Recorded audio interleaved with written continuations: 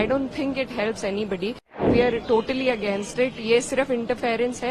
UP में जितनी बड़ी हार मिली है उसी का बदला लेने के लिए सबसे पहले माइनॉरिटीज पर अटैक होता है। मैं खुद एक मुस्लिम महिला हूं और मैं बहुत अच्छी तरीके से पहले भी जब ट्रिपल तलाक का बिल आया था तो भी यही कहा गया था। देखिए, ये एक बहुत पुराना चैरिटेबल एक इंस्टीट्यूशन है। वक्फ की जो जमीन है वो कैसे दी जाती है, सबसे पहले ये समझने की जरूरत है। अगर मैं आपको कुछ दे रही हूँ, उसमें कोई तीसरा इंसान, मैं आपको अपनी चैरिटी अपने मन के हिसाब से आपको कुछ दे रही हूँ, उसमें कोई दूसरा इंसान आपको आके बताए कि आप उसका किस तरीके से इस्तेमाल कर सकते हैं, और सारी की सारी जो पावर्स है वो आप अगर जिला अधिकारी को दे देंगे तो उसमें I don't think it helps anybody and we are totally against it. ये सिर्फ इंटरफेरेंस है, क्योंकि ये सरकार जिस तरीके से इनको मैंडेट मिला है और यूपी में जितनी बड़ी हार मिली है उसी का बदला लेने के लिए सबसे पहले माइनॉरिटीज पर अटैक होता है। और मुझे लगता है अगर इसी तरीके से अटैक हुआ, it's not just an attack on minorities but also on the constitution, on article 14, article 25, article 26, it's a direct attack. So and it is not just for Muslims. I think all the minorities in the country need to be aware of this government's intent, of their intent to interfere with one's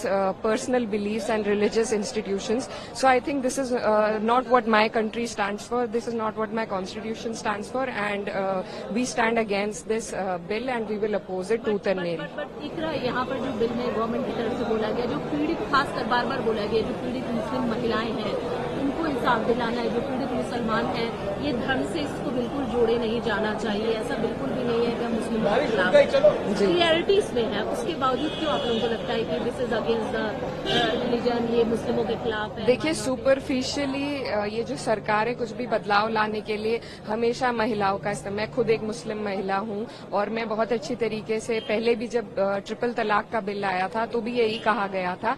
पर मेरी मांग भी थी, मैंने minister of education से मांग करी थी कि आप अगर महिलाओं के लिए कुछ करना चाहते हैं तो आप उन्हें पहले पढ़ाइए, और अगर ये उसमें महिलाओं को इंक्लूड करना चाहते हैं, वो एक सिर्फ वो स्टिपुलेशन नहीं है, इसमें सारी पावर जिलाधिकारी को दी गई है। इसमें सारी पावर, इसमें और people from other communities have to be a part of it. तो इस तरीके के बहुत प्रावधान है, सिर्फ उसको सेल किया जा रहा है कि हम विमेन को इसमें इंक्लूड कर रहे हैं। पर जैसा अभी हमने देखा है ट्रिपल तलाक में, अब क्या होता है, there are a lot of abandonment cases. पहले तलाक हो जाते थे लेकिन अब औरतों को सिर्फ अबैंडन कर दिया गया है, और जो उनके पति हैं वो जेल चले जाते हैं, वो उनके पास वैसे भी उन्हें कुछ उससे फायदा नहीं होता है। तो सुपरफिशियली उसे दिखाने के लिए महिलाओं का वो नाम का इस्तेमाल करते हैं, बट इंटेंट जो उनकी है वो पूरा विपक्ष, पूरा देश और सब लोग समझते हैं। And I think all the minorities of this country are together in it and we will oppose it.